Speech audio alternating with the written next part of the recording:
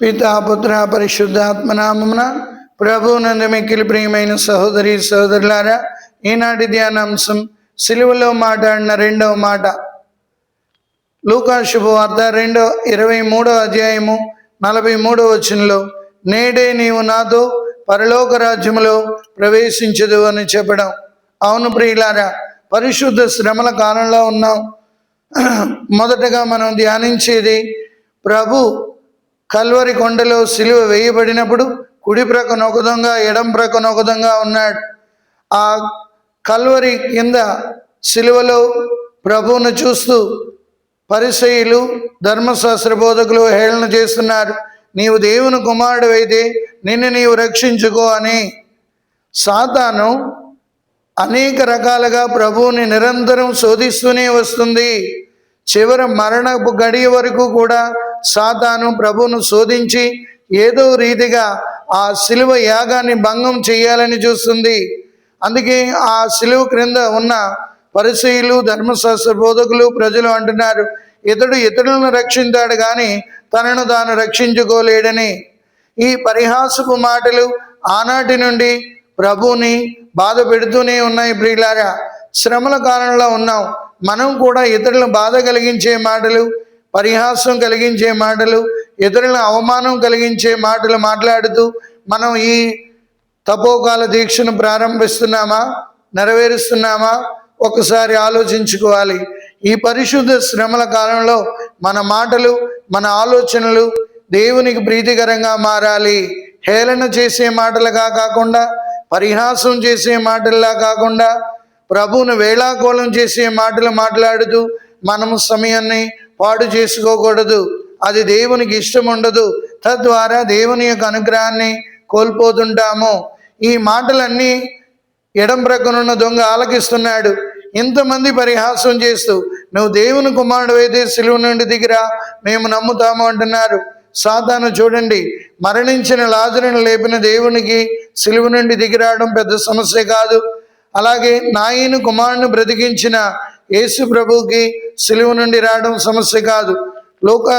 పునీత పౌలు గారు ఫిలిప్పీయులకు రాసిన లేఖ 2వ అధ్యాయము 6వ వచనంలో, ఆయన దైవత్వమున కలిగి ఉండి, తండ్రితో సమానత్వమున కలిగి ఉండి, తనను తాను రిక్తుని చేసుకుని సేవక రూపమున దాల్చెను, సిలువ మరణము వరకు విధేయుడాయను.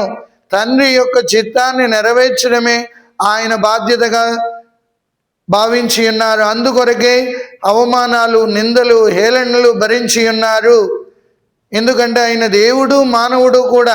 కాబట్టి అన్నిటినీ భరించి సహిస్తున్నాడు.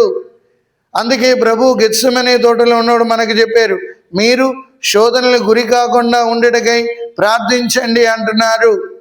ఇప్పుడు ప్రభు సిలువలో వేలాడుతున్నప్పుడు ఎడం ప్రక్కనున్న దొంగ ప్రజలు ఏం మాట్లాడుకుంటున్నారు, ఎలాగ హేళన చేస్తున్నారు అన్నీ వింటున్నాడు. ప్రభు పక్కనే ఉన్నాడు కానీ దృష్టి అంతా కిందనే ఉంది. ప్రజలు ఏం మాట్లాడుకుంటున్నారు, ఏమంటున్నారు, ఏం చేస్తున్నారు అన్నీ చూసి ప్రభుని యొక్క గొప్పతనాన్ని గమనించలేకపోయి అంటున్నాడు, నీవు క్రీస్తువు కదా, నిన్ను నీవు రక్షించుకొని మమ్మల్ని కూడా రక్షించుము అంటున్నాడు. ఉన్నతంగా పిలిచాడు కానీ ఆయన చేసిన పొరపాటు ఏంటంటే, ఇక గంటలోనో గడియలోనో జీవితం నాశనం అయ్యే టైంలో ఇంకా బతకాలని, ఇంకా ఏదో చెయ్యాలని లోక ఆశలకి ఆయన కోరుకుని ఉన్నాడు. ఆ కుడి పక్కనున్న దొంగ యేసు, నీవు నీ రాజ్యంలో ఉన్నప్పుడు నన్ను కూడా గుర్తించుకున్నాడు. యేసు అనగా మత్తయి శుభవార్త 2వ అధ్యాయము 21వ వచనంలో, యేసు అనగా ఆయన తన ప్రజలను పాపముల నుండి రక్షించే దేవుడు అని గుర్తించాడు కుడి ప్రక్కనున్న దొంగ. అవును ప్రియులారా, ప్రభువును వేళాకోళం చేసే వారిని చూస్తున్నాడు, ప్రభువును హేళన చేసిన వారిని చూస్తున్నాడు. కానీ ఆయన ప్రభు పక్కన ఉండి ప్రభు యొక్క ఔన్నత్యాన్ని గమనించాడు. ప్రభు సాహసంలో ఉండి తనను తాను పరివర్తన చెందేడు కుడి ప్రక్కనున్న దొంగ. అందుకే యేసు వంకకు తిరిగి అన్నాడు, ఎవరెవరైతే యేసు వంకకు తిరిగి ఉన్నారో వారి జీవితాలు ధన్యమైపోయాయి. మొదటగా జక్కయ్య తన డబ్బును వదిలి యేసు వంకకు తిరిగినప్పుడు పరిశుద్ధుడిగా మారిపోయాడు. మగ్దల మరియమ్మ యేసు దగ్గరికి వచ్చి రాగానే, యేసు వైపు తిరగగానే తన పాపపు జీవితాన్ని బాధపెట్టింది. అందుకే పునీత పౌలుడు 2 కొరింథీయులకు రాసిన లేఖ 5వ అధ్యాయము 17వ వచనంలో, మీలో ఎవడైనా క్రీస్తునందున్న ఎడల అతడు నూతన సృష్టి, పాత జీవితం గతించినది, క్రొత్త జీవితం ప్రారంభమవుతుంది. కుడి ప్రక్కనున్న దొంగ ఎంత గొప్పవాడు అంటే తన పాపాలకు పశ్చాత్తాపడుతూ యేసు ప్రభు తన ప్రజలను పాపం నుండి రక్షించగలడని జ్ఞానోదయం కలిగింది.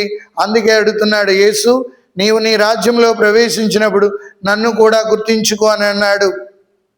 కావున ప్రభు ఆ కుడి ప్రక్కనున్న దొంగ ప్రభు వైపే చూస్తున్నాడు, ప్రభువుని గమనిస్తున్నాడు, ప్రభు సావస్వంలో ఉన్నాడు.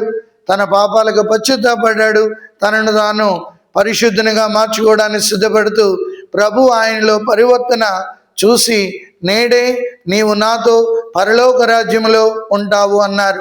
అవును ప్రియులారా, రక్షణ అనుభవం కలిగింది కుడి ప్రక్కనున్న దొంగ కానీ ఎడం ప్రక్కనున్న దొంగ కాదు. లోకాన్ని చూసినప్పుడు మనం రక్షణలోకి వెళ్ళలేం.